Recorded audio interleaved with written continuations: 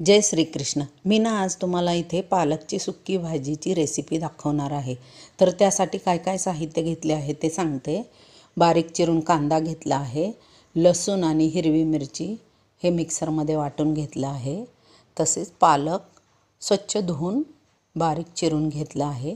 ही भाजी सुक्की पण खूप छान लागते ज्वारीच्या भाकरीबरोबर गरमागरम. आता तेल टाकून जिरे मोहरी आणि हिंग टाकून फोडणी दिली आहे आणि कांदा परतायला टाकला आहे. त्याचबरोबर हिरवी मिरची आणि लसूण पण त्याच्यातच परतून घेत आहे.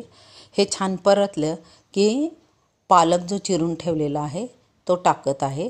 खूप सारा पालक आहे, तो पण नंतर थोडं थोडं शिजत आला की खाली बसतो. मग त्याच्यानंतर त्याच्यामध्ये मीठ टाकायचं, हळद टाकायची, तसेच अख्खे शेंगदाणे थोडे टाकायचे आणि नंतर जाडसर शेंगदाण्याचं कूट पण टाकायचं.